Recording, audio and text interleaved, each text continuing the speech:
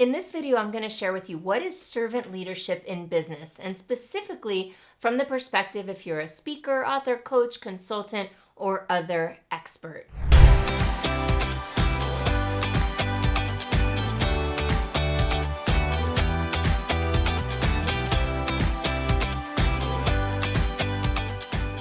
If you're someone who's looking to up-level her or his leadership skills, then the philosophy of servant leadership is a beautiful model for that and for contribution to the world. So in this video, I'm going to share with you first, what is servant leadership, a definition. Then I'm going to talk about why servant leadership is effective. And then I'll discuss what are certain servant leadership behaviors and how to cultivate those in yourself.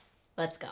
A servant leader is someone who serves their community, their company, their culture, their planet through leadership, and also someone whose leadership is characterized by service. So there are a lot of ways that this can look. A servant leader can be kind of the obvious things is someone, for example, the head of a nonprofit is a servant leader. They're a leader who's serving some sort of cause or mission. And also in any company, you can have a servant leader, someone who is leading a team and serving the team at the same time. A servant leader generally balances their leadership, their confidence, their role with humility.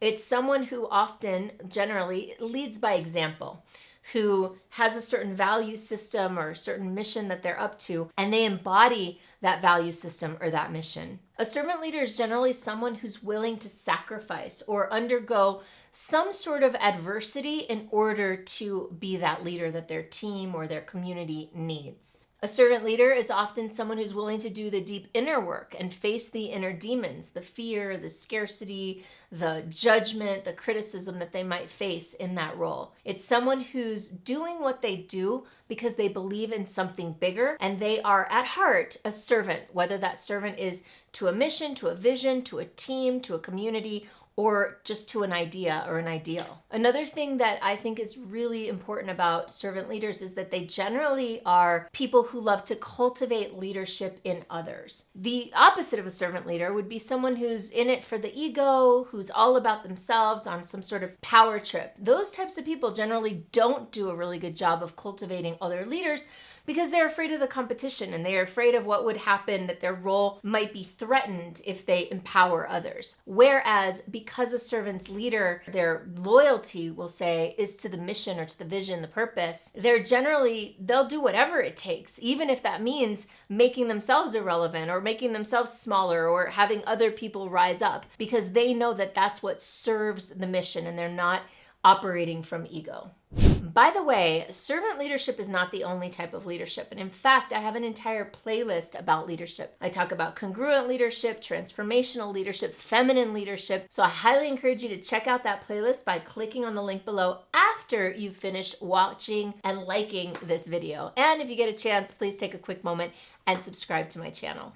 So let's jump into it. What are servant leadership behaviors and how can you cultivate them? I have a whole bunch that I'm gonna run off and give a quick description of. So the first thing that I think really makes a servant leader effective and compelling is that they have a vision. They hold a vision for something greater, something beyond what currently is. And so a servant leader, by definition of operating from a vision, from some sort of possible future, is someone that inspires people to be better. So to give you an alternative, there are leaders out there that I would consider not servant leaders who are leading in ways that actually make people worse or that make people fearful or afraid. They're not operating from a vision, they're operating from circumstance, like, fear mongering, for example. That kind of leadership is not leading people towards something new. There's a famous quote I once heard that is, "Don't fight the old, create the new." I believe that a servant leader operates from vision and helps people step into those new possibilities,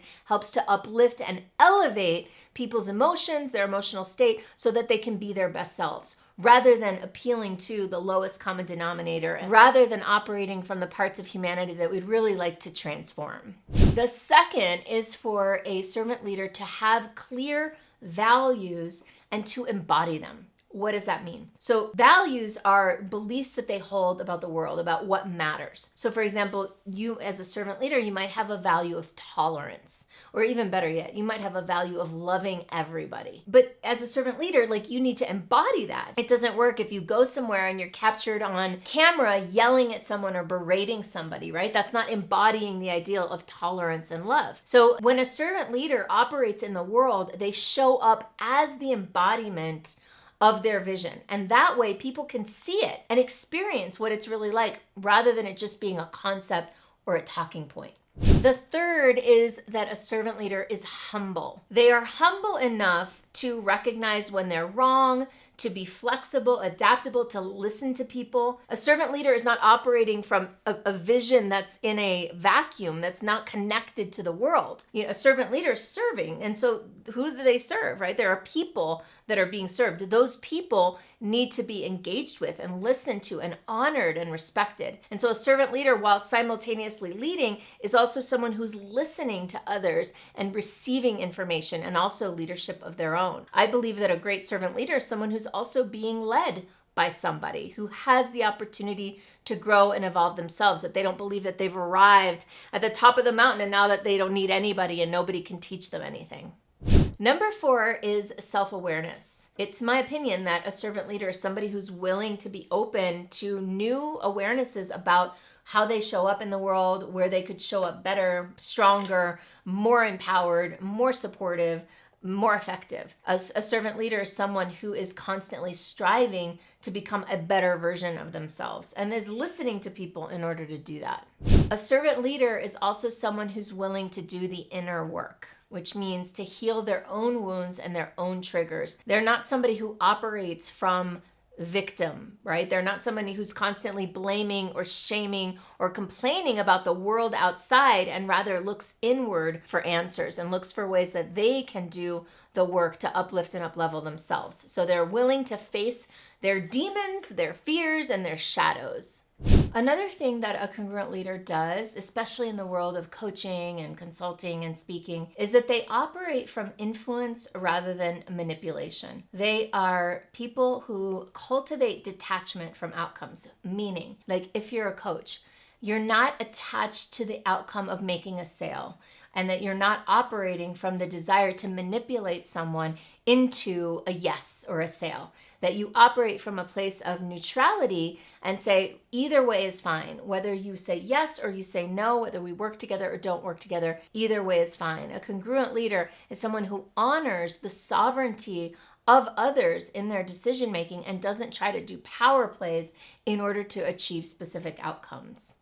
In my eyes, a congruent leader is also someone who cultivates leadership in others, who helps other people step into their alignment, into their walking their own talk, helps people embody their own vision, their own message, their own values. Becoming a congruent leader is one of the most powerful things, in my opinion, that you can do to increase and improve your own coaching or consulting practice. The reason being is that the more powerful you are as an embodied leader, rather than someone just telling people what to do, the less work you actually have to do. The more of the work that gets done just by people witnessing you and being in your presence and watching how you operate. If this is something that you want to cultivate, then I can help. Let's go ahead and have a strategy session. Tell me a little bit about your business, what you're looking to create and achieve, and we'll see if I can help you. You can set up a free discovery call on my calendar by clicking down at the link below or just visiting superstaractivator.com/go. I look forward to meeting you.